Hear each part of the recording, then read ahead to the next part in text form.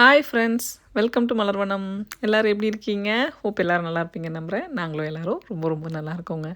இது ஆடி முதல் வெள்ளி அன்னைக்கு எடுத்த வீடியோ தான் இது. ப்ளஸ் அன்றைக்கி தம்பியோட பர்த்டே அப்படின்றதுனால அன்றைக்கி ஃபுல் டே வந்துட்டு என்னோடய டே எப்படி போச்சு, என்னென்னலாம் பண்ணேன் அப்படின்ற எல்லா இன்ஃபர்மேஷனுமே இந்த வீடியோவில் ஷேர் பண்ணியிருக்கேன். வாங்க வீடியோக்குள்ளே போகலாம். இது வந்துட்டு கிளிப்பிங்ஸ் கொஞ்சம் மாற்றி மாற்றி இருக்கும். ஃபஸ்ட்டு எழுந்திரிச்சிட்டு கிச்சனில் கொஞ்சம் வேலையெல்லாம் செஞ்சு வச்சுட்டு அதுக்கப்புறமா மேலே வந்துட்டு தான் அந்த பெட்ஷீட்லாம் மடிச்சிட்டு இருந்தேன். ஸோ அந்த மாதிரி மாற்றி மாற்றி இருக்கும். பட் அந்த டேவோட ஃபுல் டே நான் என்னென்னலாம் பண்ணேன் அப்படின்றது தான். இந்த டே ஸ்டார்ட் ஆனது பார்த்திங்க அப்படின்னா எனக்கு ஒரு 3:30 அந்த மாதிரி நான் ஸ்டார்ட் பண்ணியிருப்பேன். ஸோ எல்லா வேலையும் ஸ்டார்ட் பண்ணுறதுக்காக மேலே இங்கே என்ன இருக்குது அப்படின்னு சொல்லி கேட்டிருந்தீங்க. பசங்க ரூம்லலாம் கொஞ்சம் பெட்டெல்லாம் வந்துட்டு சேஞ்ச் பண்ணியிருந்தோம். ஸோ அது வந்துட்டு அவங்களுக்கு கொஞ்சம் இன்னும் செட் ஆகலை. ஸோ அதனால் பழைய பெட்டே வேணும் அப்படின்னு சொல்லி சொன்னாங்க. பழைய பெட்டை வந்து கீழே பேஸ்மெண்ட்டில் போட்டிருந்தோம். திரும்பி அதை கொண்டு வந்து மேலே வச்சோம். அப்புறம் இல்லை வேண்டாம், நான் இதே வச்சுக்கிறேன் அப்படின்னு சொல்லி சொன்னாங்க. அதனால் இதெல்லாம் கொஞ்சம் ட்ராஷ் பண்ணிடலான்னு சொல்லிட்டு எடுத்து வச்சிட்ருக்கோங்க. எல்லா பெட்டுமே வீட்டில் வந்து சேஞ்ச் பண்ணிட்டோம். ஏன்னா ஃபஸ்ட்டு இந்த ஊருக்கு வந்த புதுசில் ஒன்று வாங்கினது, அதுக்கப்புறம் ஒன்று வந்துட்டு ஃப்ரெண்டு ஒருத்தவங்க வெக்கேட் பண்ணி போகிறாங்கன்ட்டு அவங்க வீட்டில் இருந்து எடுத்துகிட்டு வந்தது, அது எல்லாத்தையுமே அப்படியே சேஞ்ச் பண்ணிட்டோம். இது எதுவும் வேண்டாம் அப்படின்னு சொல்லிட்டு. ஸோ அதனால் அப்படியே கொஞ்சம் சேஞ்சிங் ஒர்க்கெலாம் போயிட்டே இருந்துச்சு. பட் ஒரு வழியாக எல்லாத்தையும் ஃபிக்ஸ் பண்ணி முடிச்சாச்சு. கொஞ்சம் ட்ராஷ் போடுறது அந்த மாதிரி வேலைகள் தாங்க இருக்குது. ஸோ அதெல்லாம் பண்ணிட்டேன் அப்படின்னா மேலே கொஞ்சம் வீடு வந்து க்ளீன் ஆகிடும். கொஞ்சம் மெஸ்ஸியாக தான் இருக்குது. ஏன்னா மேலே வந்துட்டு இந்த ரூம் ஆர்கனைஸ் பண்ணும்போது நமக்கு அந்த மாதிரி ஆக தான் செய்யும். பட் முடிஞ்ச வரைக்கும் க்ளீன் பண்ணி வச்சுட்டேன் அப்படின்னா கொஞ்சம் ரிலாக்ஸ்டாக இருக்கும் எனக்கு. ஓகே, ஃபஸ்ட்டு வந்துட்டு மெனு என்னென்னு சொல்லிடுறேன். மெனு பார்த்திங்க அப்படின்னா ஃபஸ்ட்டு காலைல பிரேக்ஃபாஸ்ட்டுக்கு வந்துட்டு இடியாப்பம் தேங்காய் பால் செய்யலான்ற பிளான் தான். ஸோ அதனால் இடியாப்பத்துக்கு பிசைகிற அதே மாவு கொழுக்கட்டைக்கும் பிசைஞ்சிடலான்னு சொல்லிட்டு மொத்தமாக வந்துட்டு தேவையான மாவு எல்லாமே வந்துட்டு பிசைஞ்சு எடுத்துட்டேன். ஸோ இதுக்கு வந்துட்டு தண்ணி கொதிக்க வச்சுருக்கேன் நான். இதில் கெட்டிலில் இருக்குது. ஸோ கெட்டிலில் இருக்க தண்ணி அப்படியே போட்டுப்பேன். மாவு பிசையும் போது ஆஸ் யூஷுவல் கொஞ்சம் உப்பு, கொஞ்சமாக தேங்காய் எண்ணெய் போட்டுக்கிட்டிங்க அப்படின்னா மாவு கொழுக்கட்டை வந்துட்டு கொஞ்சம் சாஃப்டாகவும் ஈவினிங் சாப்பிட்டா கூட கொஞ்சம் ஹார்டாக இருக்காது, அந்த மாதிரி இருக்கும். ஸோ தேங்காய் எண்ணெய் கண்டிப்பாக சேர்த்துக்கோங்க. தேங்காய் எண்ணெய் சேர்த்து நல்லா அழுத்தம் கொடுத்து ஆறுனதுக்கப்புறம் பிசையும் போது தான் உங்களுக்கு அந்த சாஃப்ட்னஸ் வந்து அப்படியே இருக்கும். அப்புறம் போன வீடியோ அதுக்கு முன்னாடி போட்ட ஷார்ட்ஸ் பார்த்துட்டு நிறைய பேர் இன்னமும் வந்து கமெண்ட் பண்ணுறது என்ன அப்படின்னா, சித்திரை மாதம் தான் குழந்தை பிறக்கக்கூடாது அப்படின்னு சொல்லியிருந்தீங்க. எஸ், நானும் அதை அக்ரி பண்ணிட்டு தான் வந்துட்டு உங்களுக்கு நான் லாஸ்ட் வீடியோலேயே ஷேர் பண்ணியிருந்தேன். நான் அந்த மாதிரி சொல்கிறேன் அப்படின்னு சொல்லலை. இந்த மாதிரி சொல்கிறவங்க இன்னும் இருக்காங்க, எங்கள் ஊர் சைடில் ஃபாலோ பண்ணுறாங்க அப்படின்றதுனால தான் உங்கள் கூட வந்து அதை நான் ஷேர் பண்ணேன். அப்புறம் ஏன் வந்துட்டு what I eat in a டே அது மாதிரி போட மாட்டேறீங்க, அதுக்கப்புறம் நிறைய பேர் வந்துட்டு ஒர்க் அவுட் பண்ணுறதெல்லாம் போடுங்க, ஏன் அதெல்லாம் போடலை அப்படின்னு சொல்லி கேட்டிருந்தீங்க. ஃபஸ்ட்டு வந்துட்டு what I eat in a day போடாததுக்கு ரீசன் வந்துட்டு, நான் ஏதாவது சாப்பிட்ற மாதிரி வீடியோ போட்டேன் அப்படின்னா அது ஒரு சிலருக்கு எப்படி இருக்கும்னு தெரியல. நீ சாப்பிட்றதுல கேலரியே இல்லை, நீ இவ்வளோ ஃபேட் எடுத்துக்கிற, இவ்வளோ ப்ரோட்டீன் எடுத்துக்கிற அப்படின்னு சொல்லிட்டு அதுக்கு கீழே போடுற கமெண்ட் வந்துட்டு எனக்கு வந்து அது கஷ்டமாக இருக்குது. எப்படின்னா இப்போ நான் சாப்பிட்ற சாப்பாடு நீ சாப்பிடல, நீ இந்த மாதிரி தான் சாப்பிட்ற, உனக்கு வந்து வெயிட் குறையாது அப்படின்னு சொல்லி போடும்போது எனக்கு எப்படி இருக்கும் சொல்லுங்கள். கண்டிப்பாக நெகட்டிவ் கமெண்ட் எடுத்துக்கக்கூடாதுன்றதுக்காக தான் சரி ஓகே இதை போட்டால் தானே பிரச்சனை இந்த மாதிரி, அதனால் போடாமல் விட்டுடலாம் அப்படின்னு சொல்லிட்டு போடாமல் விட்டது. ஃபஸ்ட்டு இனிஷியலாக நான் வந்துட்டு டயட் சார்ட் வந்துட்டு போஸ்ட்டில் போடும்போதும் எனக்கு இந்த மாதிரி நிறைய வந்துச்சு. அதுக்கு எல்லாத்துக்கும் சொன்ன பதில் என்ன அப்படின்னா, நான் இதை பண்ணுறேன், உங்களுக்கு விருப்பம் இருந்தால் நீங்கள் பண்ணுங்கன்றதை மட்டும்தான் சொன்னேன். அதே மாதிரி தான் அதனால தான் what I eat in a டே வந்து போடல. ஏன்னா நான் ஆக்சுவலாக யூஸ்ஃபுல்லாகவே நம்ம வீட்டிலலாம் சொல்லுவாங்க பெரியவங்க வந்துட்டு, சாப்பிட்றது அதெல்லாம் வந்துட்டு காட்டாதீங்க, அது வந்துட்டு கண்ணு பட்டுரும் அந்த மாதிரிலாம் சொல்லுவாங்க. அதையும் மீறி ஒரு சேனல் வச்சு நான் இதை பண்ணுறேன் அப்படின்னு சொல்லி காட்டும்போது அதையே ஏற்றுக்கிற குணம் வந்துட்டு மற்றவங்களுக்கு இல்லை அப்படின்னு சொல்லிட்டு சில நேரத்தில் தோணுது எனக்கு. இந்த டயட் இருக்க ஆரம்பித்ததுக்கப்புறம் தான் நான் சாப்பிட்ற ஒவ்வொரு சாப்பாட்லேயும் எவ்வளோ வந்துட்டு ப்ரோட்டீன் இருக்குது, கேலரி எவ்வளோ இருக்குது, நான் எவ்வளோ சாப்பிட்றேன் அப்படின்றத ஒன்றுத்தையும் நான் பார்த்து பார்த்து சாப்பிட ஆரம்பித்தேன். அதுக்கு முன்னாடி நமக்கு வந்து என்ன தான் ஹெல்த் மேலே அக்கறை இருந்தாலும் நல்லதாக சாப்பிட்றோமா அப்படின்னு தான் இருந்துச்சு. என்ன தான் நல்லதாக சாப்பிட்டாலும் அதையும் ஒரு அளவோடு சாப்பிட்ணும் அப்படின்றது இந்த டயட் இருக்க ஆரம்பித்ததுக்கு அப்புறம் தான் தோணுச்சு. ஸோ நிறைய விஷயத்தில் என்னை மோட்டிவேட் பண்ணிக்கிறதுக்கு, நான் கான்ஃபிடெண்ட்டாக இருக்கிறதுக்கு, என் மேலே எனக்கு ஒரு நம்பிக்கை வர்றதுக்கு எல்லாத்துக்குமே பெரிய உதவியாக இருந்தது முழுக்க முழுக்க இந்த நோ சுகர் டயட்டு தான் சொல்லுவேன். ஸோ அதனால் என்னை நான் வந்துட்டு க்ரூம் பண்ணிக்கிறதுக்காக இருக்கட்டும், நிறைய சப்ஸ்கிரைபர்ஸ் அதுக்கப்புறம் தான் வந்துட்டு என்ன என்கரேஜ் பண்ண ஆரம்பித்தாங்க. நீங்கள் கரெக்டாக போகிறீங்க, டே 1 அப்படின்னு நான் சொல்லும்போது 99 டேஸ் தான் அப்படின்னு சொன்னதுலேருந்து இப்போ வரைக்கும் இப்போது செகண்ட் 100 டே முடிய போகுது அப்படின்னு நினைக்கும் போதே அவ்வளோ ஹாப்பியாக இருக்குது. இந்த ஹாப்பினஸ் எல்லாத்துக்கும் மெயின் ரீசன் என்னன்னு பார்த்தீங்க அப்படின்னா, நம்ம மேலே நம்ம வச்சுருக்க கான்ஃபிடென்ட் மட்டும்தான். நம்மளால் முடியும், நம்ம இதை பண்ணணும் அப்படின்னு நினைக்கிறது தான் முழுக்க முழுக்க நம்மளை வந்துட்டு அடுத்த லெவலுக்கு எடுத்துகிட்டு போகும். அப்புறம் இந்த சாரீ எங்கே வாங்குனீங்க அப்படின்னு சொல்லிட்டு கொஞ்சம் பேர் கமெண்ட் பண்ணியிருந்தீங்க. இந்த சாரீ வந்துட்டு நான் வந்து ஏற்கனவே வந்துட்டு ஏடிஎல் கலெக்ஷன் சொல்லிட்டு ஒரு கொலாபரேஷன் வீடியோ போட்டிருப்பேன். அதில் வாங்கின சாரீ தான் இது. ஸோ இது வந்துட்டு ஐ திங்க் இட்ஸ் $45 என்னமோ அப்படி சொல்லிட்டு வாங்கின சாரீ வித் ப்ளவுஸோட. எனக்கு ரொம்ப பிடிச்சிருந்துச்சு இந்த டிசைன், இந்த கலர். அது மேலே இருந்ததே தெரில, அவ்வளோ வெயிட்டே இல்லாமல் இருந்துச்சு. வேணும்னா இன்ஸ்டாகிராமில் அவங்கள வந்து பிங்க் பண்ணி பாருங்கள். அவங்கள்ட்ட இதே மாதிரி இன்னும் ப்ரௌன் கலர் கூட இருந்துச்சு. எனக்கு ரொம்ப பிடிச்சிருந்துச்சு 2 கலருமே. ரொம்ப கம்ஃபர்டபுளாக இருந்ததுனால தான் அந்த ஹோல் டே நான் வந்து கட்டியிருந்தேன். ஒரு காலத்தில் அம்மா சமைக்கும்போது அம்மாக்கிட்ட அளவு கேட்பேன். அம்மா வந்துட்டு குத்து மதிப்பாக அப்படியெல்லாம் போட்டு செய்வாங்க, டேஸ்ட்டாக வந்துடும். எப்படிம்மா நீ மட்டும் இப்படி செய்கிற அப்படின்னு சொல்லிட்டு அப்போ கேட்பேன். அப்போ அம்மா சொல்லுவாங்க, நீ எனக்கு உனக்கு என் வயசாகும்போது நீனும் செய்வ அப்படின்னு சொல்லிட்டு. நிஜமாக சொல்கிறேங்க, ஒவ்வொரு நாள் சமைக்கும்போது இப்போலாம் அதில் நான் ரியலைஸ் பண்ணுவேன். ஆமாம்ல, இப்போ நமக்கு பாருங்கள் அளவே இல்லாமல் செய்ய வருதுன்ட்டு. சின்ன வயசில் அம்மா டக்குன்னு வச்சுருவாங்க, ஒரு ரசத்தை மிளகா கிள்ளி போட்டு டக்குன்னு அப்படின்னு வச்சுருவாங்க. ஆனால் அந்த ரசம் அவ்வளோ டேஸ்ட்டாக இருக்கும். சில நாளில் பார்த்து பார்த்து சமைப்பாங்க, அது நமக்கு அவ்வளோவா பிடிக்காது. 2வது அந்த மாதிரி டக்குன்னு சாப்பிடும்போது நம்மளும் பசியில் இருப்போமா, அதனால் நமக்கு வந்து நல்லா வந்துட்டு கடகடன்னு சாப்பிட்ருவோம், ரொம்ப பிடிச்சிரும். அந்த மாதிரி எங்கள் அம்மா வந்துட்டு சின்ன பிள்ளையில் எனக்கு செஞ்சு நான் உடனே சாப்பிட்டது என்னென்னு பார்த்தீங்க அப்படின்னா, தக்காளி சாதம். யூஸ்வலாக எனக்கு ரொம்ப பிடிக்காது தக்காளி சாதம் வந்துட்டு. ஏன்னா அதில் எந்த காயுமே இருக்காது அப்படின்றதுனால நான் ரொம்ப அதை லைக் பண்ணி சாப்பிட மாட்டேன். நாங்கள் வந்து ஹோட்டல் வச்சுருந்தோம்னு சொல்லிட்டு உங்கள்கிட்ட நிறையா தடவை நான் ஷேர் பண்ணியிருக்கேன். ஸோ எங்கள் ஹோட்டலில் பார்த்தீங்க அப்படின்னா, என்றைக்காவது இந்த நடவு நடுவாங்கள்ல, அப்போல்லாம் வந்து பார்த்திங்கன்னா சாப்பாடெல்லாம் கடகடன்னு காலியாயிரும். அங்கே வேலை பார்க்குறவங்களுக்கு எடுத்துகிட்டு போகிறது அது மாதிரி. ஸோ அதாவது அந்த வயல் காடு வச்சுருக்கவங்களுக்கு எடுத்துகிட்டு போவாங்க. அந்த மாதிரி டைமில் குஸ்கா வந்து கடையில் போட்டு வந்து வச்சுருப்பாங்க. வெஜிடேரியன் ரெஸ்டாரண்ட் தான், ஹோட்டல் தான். வந்து வச்சுருப்பாங்க, காலியாகிடும். டக்குன்னு என்ன பண்ணுவாங்க, அடுத்து சரி ஓகே அது காலியாகிடுச்சுல, தயிர் சாதம் கொஞ்சம் கிளறிடலாம் அப்படின்னு சொல்லிட்டு போடுவாங்க. தயிர் சாதமும் காலியாயிரும். இப்படியே பண்ணிகிட்ருப்பாங்க. செம்ம பசியாக இருக்கும் எங்களுக்கெலாம். எங்களுக்கு ஒரு சாப்பாடு எடுத்து கொடுத்தா நாங்கள் அட்லீஸ்ட் ஷேர் பண்ணியாவது கொஞ்சமாக சாப்பிட்டுப்போம்ல, அதுவும் கொடுக்க மாட்டாங்க. ஏன்னா கட்ட காலி ஆகிட்டே இருக்கும் அந்த மாதிரி டைமில். ஸோ அப்போ வந்துட்டு எல்லாம் முடித்ததுக்கப்புறம் அந்த லன்ச் டைம், அவங்களோட லன்ச் டைம் முடிஞ்சிடும், 2:30 அந்த மாதிரி ஆகிடும். அப்போ என்ன பண்ணுவாங்க, எங்களுக்கு வந்துட்டு வீட்டில் தக்காளி சாதம் மாதிரி செய்வாங்க. ஒரு பக்கம் ரைஸ் வச்சுருவாங்க, ஒரு பக்கம் தொக்க வச்சு கிளறிட்டு சாதம் வெந்தவுடனே வடித்து எடுத்து பண்ணிடுவாங்க. அந்த தக்காளி சாதம் அவ்வளோ டேஸ்ட்டாக இருக்குங்க அந்த மாதிரி சாப்பிடும்போது. யூஸ்வலாகவே தக்காளி சாதம் நிறைய பேருக்கு பிடிக்கும். அவங்களுக்கு அதோட நான் சொல்கிறது வந்துட்டு தக்காளி சாதம் எல்லாருக்கும் பிடிக்கும் அப்படின்னு சொல்லி தோணும். ஆனால் பிடிக்காத ஆளுக்கு கூட பிடிச்சது வந்துட்டு அந்த மாதிரி டைமில் அப்படி டக்குன்னு கிளறி கொடுத்தது தான். அது மாதிரி நிறைய இன்சிடெண்ட் இருக்குது கடையில் வந்துட்டு. நான் ரொம்ப விரும்பி மெதுவடைலாம் சாப்பிட்டது கிடையாது. ஏன்னா அதெல்லாம் நான் டெய்லி ரெகுலராக பார்த்து வளர்ந்ததுனால பெருசாக எனக்கு வடை அதிலலாம் வந்து ரொம்ப இன்ட்ரெஸ்ட் இருக்காது, சாப்பிட்ணுன்னு தோணாது. ஆனால் என் வீட்டுக்கு வர ஃப்ரெண்ட்ஸு கடையில் போடுற வடை டேஸ்ட்டாக இருக்கும் அப்படின்னு சொல்லி எடுத்து சாப்பிடும்போதில் அப்போ வந்து எனக்கு அது வந்து ரொம்ப பிடிக்கும். நானும் போயிட்டு அதை எடுத்து சாப்பிட ஆரம்பிப்பேன். ஸோ நான் அப்படி தான் என்னோடய ஃபுட்டு, எனக்கு வந்துட்டு ஃபுட்டை ரசித்து சாப்பிட்ணும் அப்படின்றது மற்றவங்க சாப்பிட்றத பார்த்து தான் நான் வந்து கற்றுக்கிட்டேன். ஸோ ஃபுட்டு அப்படின்னா எல்லாருக்குமே ரொம்ப ஸ்பெஷல் தான். அப்படி தான் நான் கொழுக்கட்டையும் வந்துட்டு, எனக்கு அதுக்கு முன்னாடி கொழுக்கட்டை ரொம்ப பிடிக்கும். ஆனால் அப்புறம் கொஞ்சம் இடையில வந்துட்டு சாப்பிடாம விட்டேன், அது டேஸ்ட்டும் மறந்து போச்சு. பட் கல்யாணத்துக்கு அப்புறமா பக்கத்து வீட்டில் இருக்க ஒரு ஃப்ரெண்டு வந்துட்டு அவங்க என்ன வேண்டுதல்னாலும் சரி, சாமிக்கு 108 கொழுக்கட்டை பண்ணுறேன்னு வேண்டிக்கிட்டேன், அப்படி வேண்டிக்கிட்டேன் இப்படி வேண்டிக்கிட்டேன்னு கொழுக்கட்டை கொண்டு வந்து கொடுத்துட்டே இருப்பாங்க. அவங்க கொடுத்து சாப்பிட்டு கொழுக்கட்டை மேலே ஒரு பெரிய பிரியமே வந்துருச்சு. கொழுக்கட்டைனா அவ்வளோ பிடிக்கும். ஆனால் இன்றைக்கி ஸ்வீட்டே சாப்பிடாம அந்த கொழுக்கட்டையை வந்து நான் செய்கிறேன் சாமிக்காக.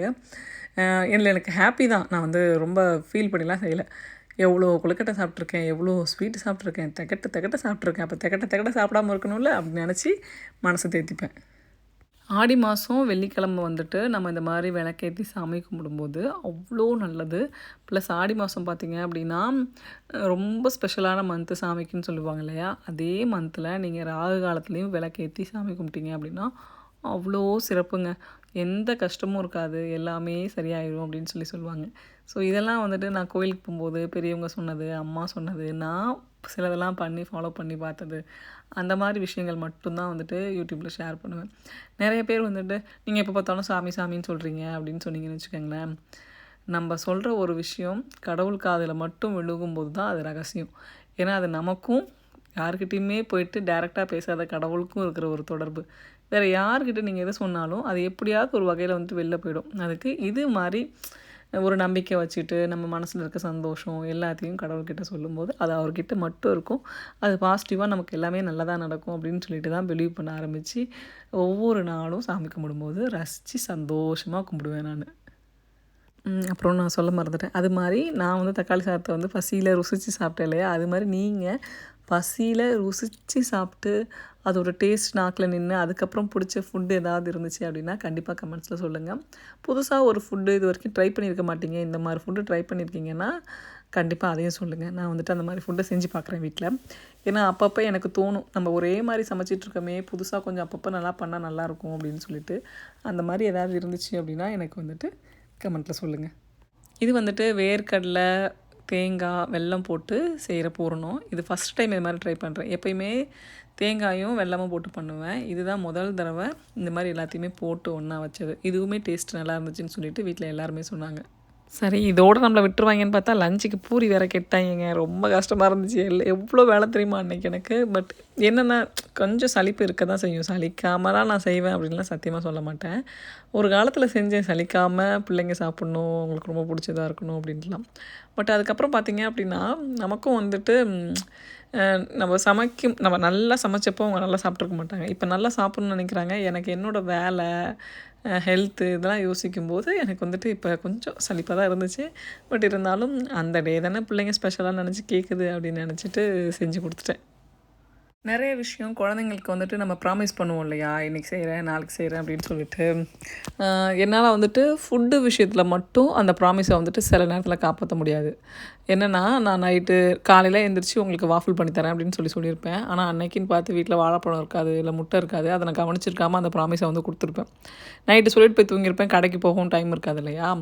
ஸோ அந்த மாதிரி டைமில் அந்த ப்ராமிஸை வந்துட்டு நான் பிரேக் பண்ணிடுவேன். மற்ற வேறு எந்த விஷயத்தில் சொன்னாலும், வெளில கூப்பிட்டு போகிறேன், இதை வாங்கித்தரேன், அதை வாங்கித்தரேன்னு சொன்னாலும் அதை வந்துட்டு நான் செஞ்சுருவேன். ஆனால் இந்த ஃபுட்டு விஷயத்தில் வந்துட்டு அந்த ஃபுட்டு இல்லாத ஒரு காரணத்தினால, அது இன்க்ரீடியன்ட்ஸ் இல்லாத காரணத்தினால அதை செய்ய முடியாமல் போயிடுமா. அப்போ வந்துட்டு சொல்லுவாங்க பசங்க வந்துட்டு, நீங்கள் ப்ராமிஸ் பண்ணால் வந்துட்டு செய்ய மாட்டீங்க அப்படின்ட்டு. அது சில நேரத்தில் எனக்கு வந்துட்டு கஷ்டமாக இருக்கும். ஏன்னா நம்ம வந்துட்டு சொன்னதை செய்யலையே அப்படின்னு சொல்லிட்டு. பசங்களுக்கு அதை புரிஞ்சுக்கிற வயசும் இருந்திருக்காதுல்ல. அம்மா வந்து சொன்னால் செய்ய மாட்டாங்க அப்படின்ட்டு நினச்சிருப்பாங்க. பட் கபிலன் வந்துட்டு இப்போல்லாம் என்கிட்ட எப்படி கேட்பான் அப்படின்னா, அம்மா இதெல்லாம் இருக்காம்மா வீட்டில் அப்படின்னு கேட்பான். அந்த இன்க்ரீடியன்ட்ஸ்லாம் அதெல்லாம் இருக்காம்மா அப்படின்னு அவன் கேட்டான் அப்படின்னா ஓகே, அந்த ஃபுட்டு அவனுக்கு வேணும்னு அர்த்தம். ஸோ எனக்கு இப்போ டிரைவிங் தெரிஞ்சதுக்கப்புறம் டைமே இல்லை அப்படின்னா கூட நைட்டு 11, 12 மணி வரைக்கும் மற்ற கடைகள்லாம் இருக்கு இல்லையா, ஸோ போயிட்டு அதை வாங்கிட்டு வந்துட்டு செஞ்சு கொடுப்பேன். ஸோ டிரைவிங் எவ்வளோ இம்பார்ட்டன்ட் அப்படின்றது இந்த மாதிரி குட்டி குட்டி விஷயங்கள் நான் செய்யும்போது அதை நான் ரியலைஸ் பண்ணேன்.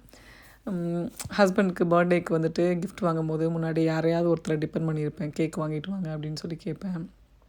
அதெல்லாம் வந்துட்டு அவங்க என்ன தான் செஞ்சாலுமே நம்ம போய் வாங்கிட்டு வரும்போது ஒரு சந்தோஷம் இருக்கும்ல, அது வந்துட்டு அளவே இல்லாதது தான். அதேமாதிரி இந்த பிள்ளைங்க கேட்கும்போது, இப்போ ஃப்ரெண்ட்ஸ் யாராவது வந்துட்டு என்னை பிக்கப் பண்ணி கூப்பிட்டு போகிறீங்களா இந்த இடத்துக்கு அப்படின்னு சொல்லி கேட்டாங்க அப்படின்னா, தோ வந்துட்டேன் பசுபதி வண்டியை விடு அப்படின்ற மாதிரி ஓடிடுவேன் சந்தோஷமாக. இந்த சந்தோஷம் எல்லாம் எங்கே அப்படின்னு பார்த்தீங்க அப்படின்னா, நான் ஒரு ஸ்டெப் எடுத்து என் பயத்துலேருந்து வெளில வந்து அந்த வண்டி ஓட்ட ஆரம்பித்ததுக்கப்புறம் தான். ஸோ நிறைய விஷயங்கள் வந்துட்டு டிரைவிங்க்கு அப்புறம் லைஃபே வந்து சேஞ்ச் ஆச்சுன்னு சொல்லலாம். எனக்கு ஒரு கான்ஃபிடென்ட் கிடச்சிருக்கு. யாரையும் டிபெண்ட் பண்ணணும் அப்படின்னு தோணலை. ஃப்ரெண்ட்ஸ் எல்லாம் பார்த்தீங்க அப்படின்னா எங்கேயாவது மீட்டப்போ எங்கேயாவது போவாங்க, ஓகேவா. இல்லை ஏதாவது ஒரு ஸ்டாலே போட்டிருக்காங்கன்னு வச்சுக்கோங்களேன். அந்த டைமில் அவங்கக்கிட்ட நம்ம ஃபோனில் பேசணும் அப்படின்னா நம்மள்ட்ட சொல்லுவாங்க, நான் இன்றைக்கி போகிறேன் வரீங்களா அப்படின்னு சொல்லிட்டு. இல்லைன்னா சொல்ல மாட்டாங்க. ஏன்னா அவங்களுக்கு வந்துட்டு நம்ம கொஞ்சம் தள்ளி இருப்போம். இதுக்காக நமக்கு ஃபோன் பண்ணி சொல்ல மாட்டாங்க. நம்ம அந்த டைமில் நமக்கு தெரியாமல் ஃபோன் பண்ணிட்டோம் அப்படின்னா சொல்லிடுவாங்க. பட் இது இங்கே வந்துட்டு நான் என்ன பார்த்தேன் அப்படின்னா, அவங்க நமக்கு சொல்லணும் சொல்லக்கூடாதுன்னு இன்டென்ஷன் அவங்களுக்கு என்ன இருந்துச்சுன்னு நமக்கு தெரியாது. ஆனால் நம்ம டிரைவிங் கற்றுக்கிட்டோம் அப்படின்னா நம்ம போகலாம் வரலாம்ல அப்படின்னு தான் எனக்கு தோணுச்சு. ரீசெண்டாக இங்கே ஒரு சேல் போட்டிருந்தாங்க. அப்பப்போ சேல் போடுவாங்க, ஜுவல்லரி, ட்ரெஸ்ஸு இது மாதிரிலாம். ஸோ இந்த டைம் போகும்போது எனக்கு அது தோணுச்சு. டிரைவிங் கற்றுக்கிட்டனால தான் இப்போ நம்மளாம் வர முடியுதுல்ல. இல்லை அப்படின்னா யார்கிட்டையாவது சொல்லணும், யார்கிட்டையாவது கேட்கணும், நீங்கள் போகிறீங்களான்னு கேட்கணும். ஸோ அந்த மாதிரி தோணுச்சு எனக்கு. ஸோ இது எதுக்காக நான் சொல்ல வந்தேன் அப்படின்னா, சில நேரத்தில் நம்ம கொடுக்குற ப்ராமிஸாக இருக்கட்டும், நம்ம பசங்களுக்கு செய்கிற விஷயமா இருக்கட்டும், நம்ம இன்னொருத்தவங்களை டிபெண்ட் பண்ணாமல் அந்த ப்ராமிஸை கொடுக்க முடியும் அப்படின்னா அதை பசங்களுக்கு கொடுத்துட்டு நம்ம செய்யலாம். இது பசங்களுக்கு மட்டும் இல்லை, நமக்கும் தான் இது. ஸோ டிரைவிங் யாராவது கற்றுக்க பயமாக இருக்குது அப்படிலாம் யோசிச்சிங்க அப்படின்னா தயவு செஞ்சு இருக்காதீங்க. நான் வந்துட்டு என் லைஃப்பில் வந்துட்டு 8 இயர்ஸ் இங்கே யூஎஸ் வந்து வேஸ்ட் பண்ணிட்டேன். முன்னாடியே நான் கற்றுருந்துருக்கணும் அப்படின்றது இப்போ தான் ரியலைஸ் பண்ணேன். நிறைய பேர் எனக்கு சொன்னாங்க கற்றுக்கங்கன்ட்டு. எனக்கு அது அவ்வளோ பயம் எனக்கு. நான் அந்த உலகத்திலே ரொம்ப பயந்த ஒரு பெரிய விஷயம் அப்படின்னா டிரைவிங் தான் இருந்துச்சு. அதை ஓவர் கம் பண்ணி வந்ததுக்கப்புறம் தான் லைஃப் இஸ் ஸோ ஈஸி அப்படின்றத புரிஞ்சுக்கிட்டேன். ஸோ நம்ம வந்து வாழ்க்கையில் ஒரு விஷயத்துக்காக பயப்படுறோம் அப்படின்னா அதுதான் நம்ம வாழ்க்கையோட ஆரம்பமாக இருக்க போகுதுன்னு அர்த்தம் அப்படின்றத அப்போ தான் புரிஞ்சுக்கிட்டேன். ஸோ யாருக்காவது ஏதாவது பயமாக இருந்துச்சு அப்படின்னா அந்த பயத்தை ஓவர் கம் பண்ணி வந்து செஞ்சு பாருங்கள்.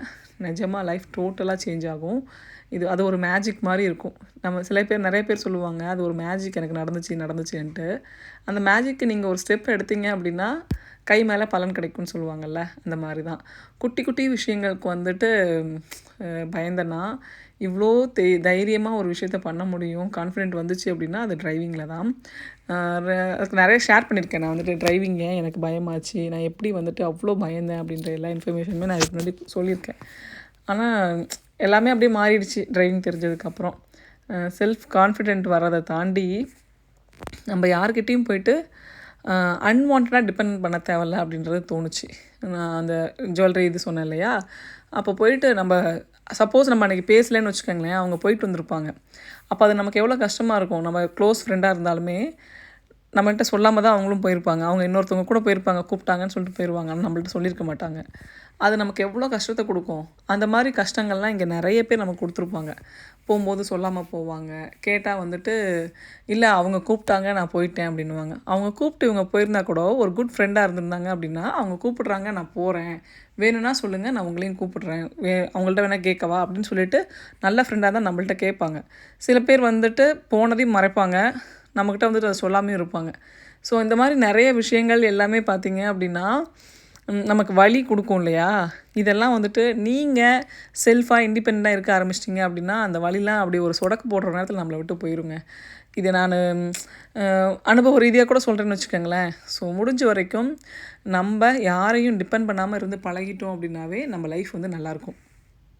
இண்டிபெண்ட்டாக இருக்கும்போது பிரச்சனையே வராதா அப்படின்னு சொல்லி கேட்டிங்க அப்படின்னா அப்போ தான் நமக்கு நிறைய பிரச்சனைகள் வரும். ஆனால் அதை தாங்கிக்கக்கூடிய மன வலிமை வந்து அப்போ அதிகமாக இருக்குங்க.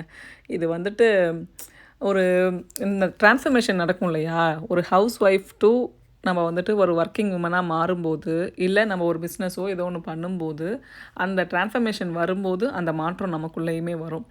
அப்போது நமக்கு அந்த வலியும் வேதனையும் எதிர்த்து தாங்கி வர்றதுக்கு நிறைய வந்துட்டு பாதைகள் தெரியும் கண்ணு முன்னாடி.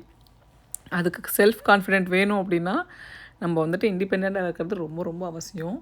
ஒவ்வொருத்தருமே அது ஆணாக இருக்கலாம், பெண்ணாக இருக்கலாம், இண்டிபெண்ட்டாக இருக்கும்போது மட்டும்தான் எல்லாத்துக்குமான சொல்யூஷன் அவங்களுக்கு கிடைக்கும். இன்னொருத்தவங்கள போய் டிபெண்ட் பண்ணும்போது, இன்னொருத்தவங்கள்ட்ட போய் கேட்கும்போது நம்ம எடுப்பார் கைப்பிள்ளையாக தான் ஆகும். நமக்கு ஒரு விஷயம் தோணுது அப்படின்னா அதை சந்தோஷமாக தைரியமாக நம்ம வந்து சொல்லணும். ஒரு குரூப்பில் ஒரு மெசேஜ் கேட்டால் கூட அவங்களோட க்ளோஸ் ஃப்ரெண்டு மெசேஜ் பண்ணுறதுக்காக வெயிட் பண்ணுவாங்க. அந்த மாதிரி இருந்தோம் அப்படின்னா நம்ம வந்துட்டு என்ன சொல்கிறது, இன்னொருத்தவங்களை டிபெண்ட் பண்ணி இருக்கோம் தான். நம்ம என்ன தான் வந்துட்டு செல்ஃபாக சம்பாரித்து எல்லாம் பண்ணாலும் நம்மளோட முடிவுகளை நம்ம தான் தைரியமாக சொல்லணும். அந்த மாதிரி இருந்தோம்னா மட்டும்தான் லைஃப் வந்துட்டு நமக்கு சந்தோஷமாக ஹாப்பியாக இருக்கும். நமக்கு தோன்றதெல்லாம் வந்துட்டு இன்னொருத்தவங்கள்ட்ட போயிட்டு ஷேர் பண்ணி பேசிகிட்டு இருந்தோம்னு வச்சுக்கோங்களேன், அந்த லைஃப் வந்து நல்லாவே இருக்காது. ஸோ முடிஞ்ச வரைக்கும் தைரியமாகவும் இண்டிபெண்ட்டாகவும் இருந்தோம் அப்படின்னா எல்லாரோட லைஃப்புமே ஹாப்பியாக இருக்குங்க. நல்லாயிருப்போம், எல்லோரும் நல்லாயிருப்போம், எப்பையும் எங்கேயும் எல்லோரும் நல்லா இருப்போங்க. நான் எப்பயும் சொல்கிற மாதிரி தான், அருட்பேராற்றல் கருணையினால் உடல் நலம், நீலாயுள், நிறை செல்வம், உயர்ப்புகள், மெய்ஞானம் பெற்று ஓங்கி வாழ்க வளமுடன். லைஃப்பில் நிறைய இடத்துல பேச வேண்டிய இடத்துல பேசிடணும் அப்படின்னு சொல்லிட்டு என்னோடய ஃப்ரெண்ட்ஸாக இருக்கட்டும், தாத்தாவாக இருக்கட்டும் நிறைய பேர் சொல்லுவாங்க. என்னோடய லைஃப்பில் எனக்கு ஒரு டேர்னிங் பாயிண்ட்டாக இருந்தது வந்து பார்த்திங்க அப்படின்னா, என்னோடய 2 தாத்தாவுமே, அம்மா வீட்டு தாத்தா, அப்பா வீட்டு தாத்தாவுமே. அம்மா வீட்டு தாத்தா வந்துட்டு அவருக்கு கொஞ்சம் ஹெல்த் இஷ்யூ இருந்துச்சு. அதனால் எனக்கு வந்துட்டு அவரை பார்க்கும்போதெல்லாம் சின்ன வயசில் கொஞ்சம் பயமாக இருக்கும். ரொம்ப பேசினது கிடையாது. ஆனால் அவர் என் தங்கச்சிக்கிட்ட பேசுகிறதெல்லாம் நான் வந்து நிறைய கேட்டிருக்கேன். அப்பா வீட்டு தாத்தா வந்துட்டு பார்த்திங்க அப்படின்னா நிறைய வந்துட்டு கணக்கு போடுறது, படிக்கிறதுக்கு அதெல்லாம் வந்து அவர் ரொம்ப சொல்லி கொடுத்துருக்காரு. அப்படி இருந்த அப்போது என் தாத்தா சின்ன வயசில் சொன்னது எனக்கு நல்ல ஞாபகம் இருக்குது. இது மகாபாரத போர் வந்துட்டு ஏன் தெரியுமா உருவாச்சு அப்படின்னு சொல்லுவார். அப்போ வந்துட்டு அவர் என்ன சொன்னாருன்னா, மகாபாரத போர் வந்துட்டு நம்ம இருக்கார் இல்லையா, டக்குன்னு எனக்கு பேர் வாயில் வர மாட்டேங்குது, பீஷ்மர் வந்துட்டு பேச வேண்டிய இடத்துல பேசாததுனால தான் அந்த பிரச்சனை வந்துட்டு உருவாச்சு அப்படின்னு சொல்லுவார். பீஷ்மர் வந்துட்டு அவ்வளோ பெரிய சபையில் அந்த திரௌபதிக்கு நடந்த அவமானத்தை வந்துட்டு அவர் ஸ்டாப் பண்ணியிருந்தாரு, அது மாதிரி நடக்கக்கூடாதுன்னு சொல்லியிருந்தாரு அப்படின்னா மகாபாரதம்ன்ற ஒரு பெரிய யுத்தமே வந்துட்டு உண்டாயிருக்காது அப்படின்னு சொல்லுவாங்க. ஸோ எப்போவுமே நம்ம வந்துட்டு பேச வேண்டிய இடத்துல பேசிடணும். நம்ம வந்துட்டு தள்ளி போட்டு பேசிக்கலாம், அப்புறம் பேசிக்கலாம் அப்படின்னு சொல்லிட்டு நிறைய விஷயங்கள் விடும்போது தான் ஒரு ரிலேஷன்ஷிப்பில் கேப் வர்றதும் சரி, நம்மளை நம்ம இழந்துற தருணங்களும் அந்த மாதிரி தான் உருவாகும். ஸோ அதனால் முடிஞ்ச வரைக்கும் எங்கே எதை பேசணுமோ அதை பேசிடணும். அது தப்போ ரைட்டோ, தப்பாக இருந்தால் சாரி கேட்டுக்கலாங்க. ஆனால் பேசாமே விட்டுட்டோம்னு வச்சுக்கோங்களேன், நம்ம வந்துட்டு நிறைய விஷயங்கள் நம்மளை விட்டு தள்ளி போயிடும். அதனால் பேச வேண்டிய இடத்துல பேசுகிறது ரொம்ப ரொம்ப கரெக்டு. இது எல்லாத்தையுமே குழந்தைங்களுக்கு சொல்லி கொடுத்து வளர்க்கணுங்க. அதே மாதிரி பசங்களுக்கு பார்த்திங்க அப்படின்னா தைரியம் எங்கேருந்து வரும் அப்படின்னா நம்மக்கிட்ட இருந்து தான் வரும். நம்ம பேசுகிற விஷயங்கள் நம்மளை பார்த்து தான் அவங்க ஒன்றுத்தையுமே கற்றுப்பாங்க. லைஃப் அப்படின்றது நான் எங்கள் அம்மா கிட்ட கற்றுக்கிட்டது, எங்கள் அப்பா வந்துட்டு சின்ன வயசில் பேசினது எல்லாமே தான் இப்போது என்னை வழி நடத்திட்டுருக்கு. ஃபார் எக்ஸாம்பிளுக்கு அப்பா என்ன சொல்லுவாங்க அப்படின்னா, அவருக்குன்னு நாங்கள் வந்து ஹோட்டல் வச்சுருக்கறனால அவருக்குன்னு ஒரு ஒரு ரொட்டீன் இருக்கும். அந்த கத்தி அந்த இடத்துல தான் இருக்கணும். அது அங்கே தொலைஞ்சிருச்சு அப்படின்னா காலையில் எழுந்திரிச்சு அந்த பேப்பர் வெட்டும்போது எனக்கு கிடைக்காது. ஸோ அந்த டைமில் உங்கள் யாரையும் நான் தொந்தரவு பண்ண முடியாது, அது அங்கே தான் இருக்கணும் அப்படின்னு சொல்லுவாங்க. நான் இப்போ அப்படி தான் ஆகிட்டேன். எனக்கு வந்துட்டு கிச்சனில் ஒரு சிசர் வச்சுருப்பேன். அந்த சிசரை வந்துட்டு யாராவது எடுத்துட்டாங்கன்னு வச்சுக்கோங்களேன், எனக்கு அவ்வளோ கோவம் வரும். அந்த கத்திரிக்கோல் அது அங்கே தான் இருக்கணும், உங்களுக்கு எந்த வேலையாக இருந்தாலும் சரி. வேறு ஏன்னா அந்தந்த இடத்துலையும் ஒன்று வச்சுருப்பேன். எல்லா பாத்ரூம்லேயும் ஒன்று இருக்கும், பசங்களோட ஷெல்ஃபில் ஒன்று இருக்கும், எங்களோட ஆஃபீஸ் ரூமில் ஒன்று இருக்கும், பூஜை ரூமில் ஒன்று வச்சுருப்பேன். எல்லா இடத்துலையும் ஒன்று வச்சுருப்பேன். எந்த இடத்துல நீங்கள் வேலை பார்க்குறீங்களோ அங்கே இருக்க கத்திரிக்கோள் எடுத்து வேலை செய்யுங்க. ஆனால் எல்லாருக்கும் இந்த கிச்சனில் இருக்கிற கத்திரிக்கோள் மேலே மட்டும்தான் கண் இருக்கும்.